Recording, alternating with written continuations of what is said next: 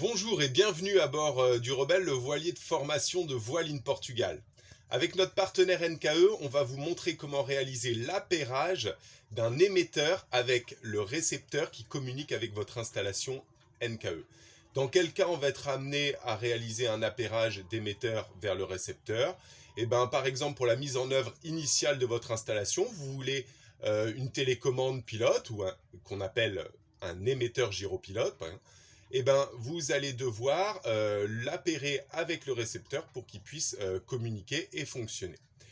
Dans un autre cas de figure, vous avez déjà un émetteur gyropilote d'appairer sur le système et vous voulez rajouter un émetteur équipier. Alors il faut savoir que dans ce cas-là, il faudra réappairer l'ensemble des émetteurs, les uns à la suite des autres. Vous ne pourrez pas uniquement rajouter votre nouvel émetteur derrière celui qui est déjà en service. Il faudra reprendre tout le monde et les appairer les uns derrière les autres. Vous allez voir, c'est pas compliqué, c'est même relativement simple et presque rigolo à faire. Allez, je vous montre ça. Alors, on va faire un petit inventaire du matériel dont il est question.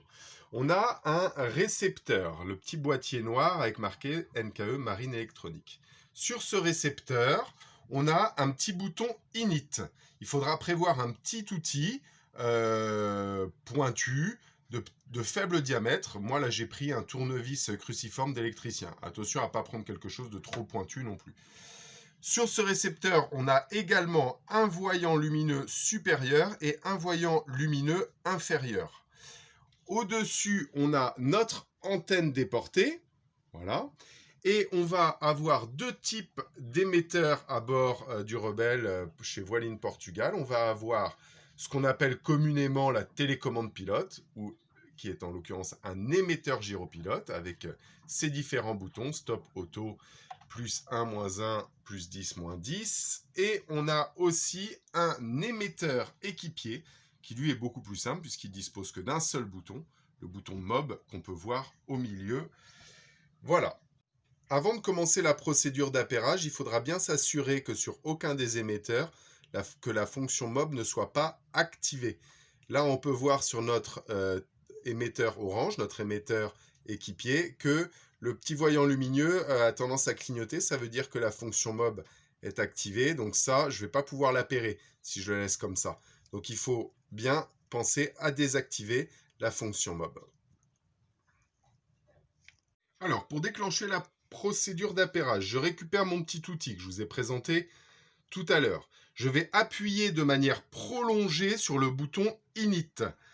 Et quand ma procédure d'appairage sera commencée, je vais avoir mon voyant rouge, mon voyant lumineux rouge supérieur qui va s'allumer là de manière continue. Et de toute façon, je l'entendrai très bien puisque mon récepteur va émettre un bip par seconde pendant 1 minute. C'est pendant cette minute qu'il faudra que je réalise l'appairage d'un de mes émetteurs avec le récepteur. Allez, on y va. Je vais appuyer sur Init. Voilà, mon voyant rouge s'est allumé. Et c'est parti. Me voilà avec un bip par seconde pendant 1 minute pour réaliser mon appairage. Je prends ma télécommande pilote ou ce qu'on appelle mon émetteur gyropilote. J'appuie sur Stop pendant 3 bips. 1, 2, 3. Je relâche. Je réappuie sur Stop une fois courte. Je relâche et je vais réappuyer sur Stop pendant 3 bips. 1, 2, 3. Là, j'ai eu un petit bip long, vous avez entendu. Ça veut dire que ma procédure d'appairage a bien fonctionné entre mon émetteur gyropilote et mon récepteur. Je vais recommencer la même manipulation pour ma télécommande suivante et ainsi de suite. Donc là, je prends mon émetteur équipier. Maintenant, j'appuie plus sur Stop, mais sur MOB, puisqu'il n'y a qu'un seul bouton MOB. On y va. 1, 2, 3. Je relâche. Un court. Hop. Et 1, 2.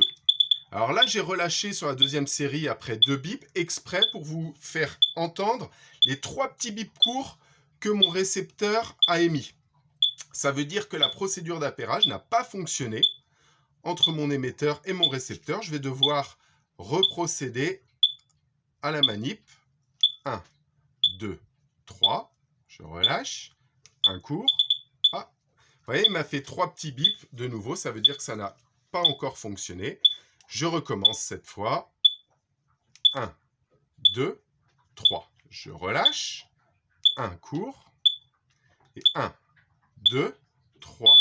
Là, j'ai eu un bip long. Ça veut dire que ma procédure d'appairage a fonctionné.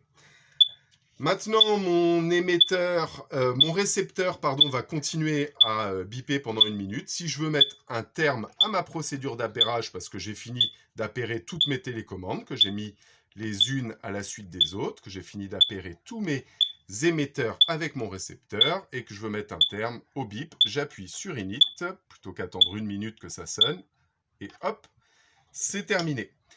Maintenant, on va vérifier que nos émetteurs communiquent bien avec notre récepteur et notre antenne déportée. Donc, j'appuie sur un bouton, n'importe lequel. Alors, stop, là, sur mon émetteur gyropilote. Je vois bien que j'ai mon voyant rouge supérieur et mon voyant rouge inférieur qui s'allument. Alors, le voyant rouge supérieur signifie qu'il communique bien avec mon récepteur. Le voyant rouge inférieur signifie que mon émetteur communique bien avec également mon antenne déportée. Je vais refaire la manip pour ma deuxième télécommande, mon deuxième émetteur.